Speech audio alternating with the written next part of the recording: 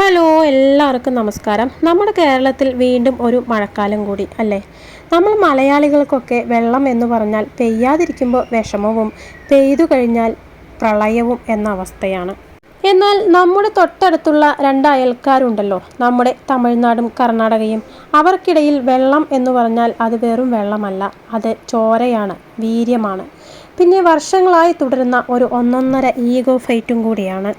അതെ, ഇന്നത്തെ നമ്മുടെ വീഡിയോയിൽ വറ്റാത്ത കാവേരി പ്രശ്നത്തെക്കുറിച്ചാണ്.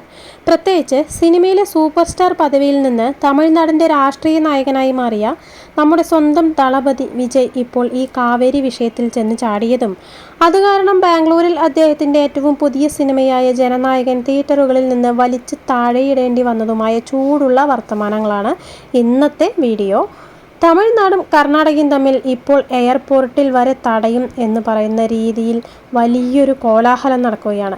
എന്താണ് ഇതിൻ്റെ പിന്നിലെ കഥ? നമുക്ക് അല്പം ഫ്ലാഷ് ബാക്കിലേക്ക് ഒന്ന് പോയിട്ട് വന്നാലോ? ചിലരൊക്കെ വിചാരിക്കുന്നത് ഇത് ഇന്നോ ഇന്നലെയോ തുടങ്ങിയ തർക്കമാണെന്നാണ്. അല്ല, ഇതിന് ബ്രിട്ടീഷുകാരുടെ കാലത്തോളം പഴക്കമുണ്ട്. കൃത്യമായി പറഞ്ഞാൽ ഏകദേശം 150 വർഷത്തെ പഴക്കം. ബ്രിട്ടീഷുകാർ ഭരിച്ചിരുന്ന കാലത്ത് ഒരു വശത്ത് മദ്രാസ് പ്രസിഡൻസിയും, അതായത് നമ്മുടെ ഇന്നത്തെ തമിഴ്നാടിൻ്റെ ഭാഗം, മറുവശത്ത് മൈസൂർ രാജ്യവും, അതായത് ഇന്നത്തെ കർണാടകയുടെ ഭാഗം. 1892 പിന്നീട് 1924 ഇവർ തമ്മിൽ കാവേരിയിലെ വെള്ളം പങ്കുവയ്ക്കാൻ ചില കരാറുകൾ ഒപ്പിട്ടിരുന്നു. അന്ന് തമിഴ്നാട്ടിൽ വലിയ തോതിൽ കൃഷി ഉണ്ടായിരുന്നത് കൊണ്ട് സിംഹഭാഗം വെള്ളവും തമിഴ്നാടിന് കൊടുക്കാൻ കരാറായി. മൈസൂറുകാർക്ക് അന്ന് വലിയ എതിർപ്പൊന്നും ഉണ്ടായിരുന്നില്ല. പക്ഷേ സ്വാതന്ത്ര്യം കിട്ടി നമ്മൾ സംസ്ഥാനങ്ങളൊക്കെ ഭാഷയുടെ അടിസ്ഥാനത്തിൽ പുനഃസംഘടിപ്പിച്ചതോടെ കളി മാറി. കർണാടകക്കാരൻ പറഞ്ഞു, ഹലോ, നദി ഒഴുകി വരുന്നത് ഞങ്ങളുടെ നാട്ടിലൂടെയാണ്, ഞങ്ങൾക്ക് ഇവിടെ കൃഷി ചെയ്യണം, കുടിക്കാൻ വെള്ളം വേണം, അതുകൊണ്ട് പഴയ കരാറൊന്നും ഇപ്പോൾ പറ്റില്ല.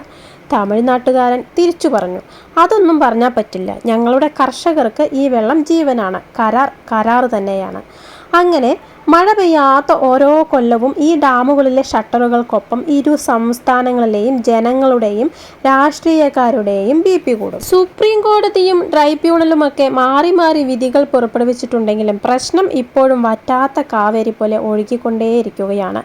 നമുക്ക് അധികം പിന്നോട്ട് പോകണ്ട. തൊട്ടു മുമ്പ് MK സ്റ്റാലിൻ തമിഴ്നാട് ഭരിച്ചിരുന്ന സമയത്തും ഈ പ്രശ്നം പലവട്ടം കത്തിപ്പടർന്നിട്ടുണ്ട്. ഓരോ തവണ കർണാടകയിൽ മഴ കുറയുമ്പോഴും അവിടുത്തെ ഡാമുകളായ കൃഷ്ണരാജസാഗറിലും കബനിയിലും വെള്ളം കുറയും. അപ്പോൾ കർണാടക പറയും, ഞങ്ങൾക്ക് കുടിക്കാൻ പോലും വെള്ളമില്ല, പിന്നെ എങ്ങനെ തമിഴ്നാടിന് തരുമെന്ന്. ഉടനെ സ്റ്റാലിൻ സർക്കാരും തമിഴ്നാട്ടിലെ കർഷക സംഘടനകളും സുപ്രീം കോടതിയിലേക്ക് വണ്ടി പിടിക്കും.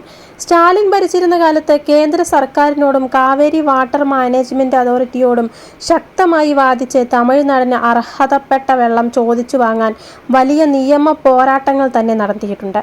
കർണാടക അവിടെ മേഘദാതു എന്ന പേരിൽ ഒരു പുതിയ അണക്കെട്ട് കെട്ടാൻ നോക്കിയപ്പോൾ അതിനെതിരെ തമിഴ്നാട് നിയമസഭയിൽ കനത്ത പ്രതിഷേധങ്ങളും പ്രമേയങ്ങളും പാസാക്കിയതും സ്റ്റാലിൻ്റെ കാലത്തെ പ്രധാന സംഭവങ്ങളായിരുന്നു. ഇനി നമുക്ക് ഇപ്പോഴത്തെ കറന്റ് സിറ്റുവേഷനിലേക്കൊന്ന് വന്നു നോക്കിയാലോ?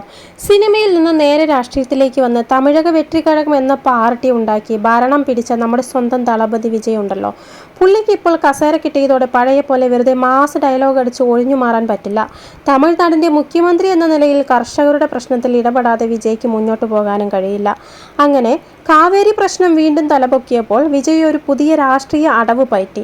സാധാരണ തമിഴ്നാട് ചെയ്യാറുള്ളത് കോടതിയിൽ പോവുക എന്നതാണ്. എന്നാൽ വിജയ് വിചാരിച്ചു, നമുക്ക് നേരിട്ട് പോയി കർണാടക സർക്കാരുമായി സംസാരിച്ച് ഇതങ്ങ് തീർത്തേക്കാം. അങ്ങനെ വിജയ് കർണാടക മുഖ്യമന്ത്രിയുമായും ഡെപ്യൂട്ടി മുഖ്യമന്ത്രി DK ശിവകുമാറുമായും നേരിട്ട് ചർച്ച നടത്താൻ ബാംഗ്ലൂരിലേക്ക് പോകാനൊരുങ്ങി. പക്ഷേ കളി അവിടെയാണ് മാറിയത്. കാവേരി വാട്ടർ റെഗുലേഷൻ കമ്മിറ്റി കഴിഞ്ഞ ദിവസം കർണാടകയോട് തമിഴ്നാട്ടിലേക്ക് പ്രതിദിനം 3500 ക്യൂസെക്സ് വെള്ളം വീതം ഒഴുക്കിവിടാൻ ഉത്തരവിട്ടു. ഇതോടെ കർണാടകയിലെ കർഷകരും പ്രോ കന്നഡ സംഘടനകളും കട്ടക്കലിപ്പിലായി.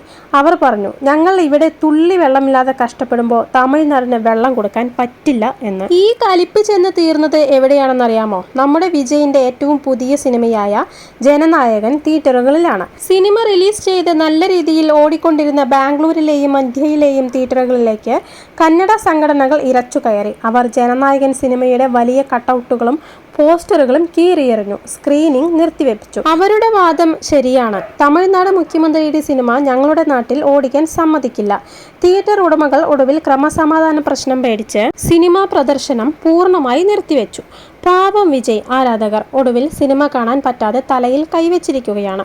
അതുമാത്രമല്ല, വിജയ് വെള്ളം ചോദിച്ചുകൊണ്ട് ബാംഗ്ലൂരിലേക്ക് വരികയാണെന്നറിഞ്ഞതോടെ കന്നഡ സംഘടനകൾ വലിയൊരു മുന്നറിയിപ്പ് നൽകി. തമിഴ്നാട്ടിലേക്ക് വെള്ളം വേണമെന്ന് പറഞ്ഞ് ഇങ്ങോട്ട് വരേണ്ട, വന്നാൽ ബാംഗ്ലൂർ എയർപോർട്ടിൽ വെച്ച് തടയുമെന്ന്. രസകരമായ മറ്റൊരു കാര്യം എന്തെന്നാൽ, കർണാടക ഡെപ്യൂട്ടി മുഖ്യമന്ത്രി DK ശിവകുമാർ വിജയിയെ ഒരു ഹെലികോപ്റ്റർ യാത്രയ്ക്ക് ക്ഷണിച്ചു. നിങ്ങൾ വിമാനത്തിൽ ബാംഗ്ലൂരിൽ വന്നിട്ട് കാര്യമില്ല, നമുക്ക് ഒരുമിച്ച് ഹെലികോപ്റ്ററിൽ കയറി കർണാടകയിലെ ഡാമുകളൊക്കെ ഒന്ന് കണ്ടിട്ട് വരാം. അവിടെ എത്രത്തോളം വെള്ളമില്ലായ്മയും വരൾച്ചയും ഉണ്ടെന്ന് നേരിട്ട് കണ്ട് മനസ്സിലാക്കൂ എന്നാണ് DK ശിവകുമാർ പറഞ്ഞത്. നിലവിലെ സാഹചര്യത്തിൽ കന്നഡ സംഘടനകളുടെ പ്രതിഷേധം കടുത്തതുകൊണ്ട് ഈ സന്ദർശനം തൽക്കാലത്തേക്ക് മാറ്റിവെക്കാനും DK ശിവകുമാർ ആവശ്യപ്പെട്ടിട്ടുണ്ട്. സത്യത്തിൽ ഇതൊരു വെള്ളത്തിന്റെ പ്രശ്നം മാത്രമല്ല, വർഷങ്ങളായി സിനിമയും രാഷ്ട്രീയവും കലർന്നു കിടക്കുന്ന ഒരു വികാരമാണ്. തമിഴ്നാടും കർണാടകയും തമ്മിലുള്ള ബന്ധം പണ്ട് രജനീകാന്ത് ചിത്രം എടുത്തപ്പോഴും കമൽഹാസൻ ചിത്രം വന്നപ്പോഴും ഒക്കെ കാവേരി കത്തിക്കയറുമ്പോൾ സിനിമകൾ തടയപ്പെടുന്നത് ഇവിടെ ഒരു സ്ഥിരം കലാപരിപാടിയാണ്. ഇപ്പോൾ തമിഴ്നാട്ടിൽ DMKയും ADMKയും ഒക്കെ വിജയ്ക്കെതിരെ തിരിഞ്ഞിരിക്കുകയാണ്. വിജയ് ഈ നേരിട്ടുള്ള ചർച്ചാ രീതി പരാജയമാണ്. സുപ്രീം കോടതി വഴിയേ വെള്ളം വാങ്ങാൻ പറ്റൂ എന്നാണ് അവരുടെ ആക്ഷേപം. ചുരുക്കം പറഞ്ഞാൽ, വിജയ് ഇപ്പോൾ സിനിമയിലും രാഷ്ട്രീയത്തിലും ഒരേപോലെ കാവേരിയുടെ ചൂട് അറിഞ്ഞുകൊണ്ടിരിക്കുകയാണ്. മഴ പെയ്യുമ്പോൾ മാത്രം തണുക്കുകയും വേനൽ വരുമ്പോൾ കത്തിപ്പടരുകയും ചെയ്യുന്ന ഈ കാവേരി തർക്കം എന്നാണാവോ ഒരു ശാശ്വത പരിഹാരത്തിലേക്ക് എത്തുക?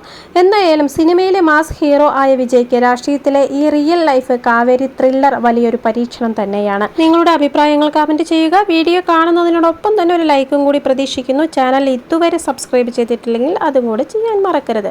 അപ്പോൾ അടുത്തൊരു തകർപ്പൻ ചൂടുള്ള വിശേഷവുമായി വീണ്ടും കാണാം.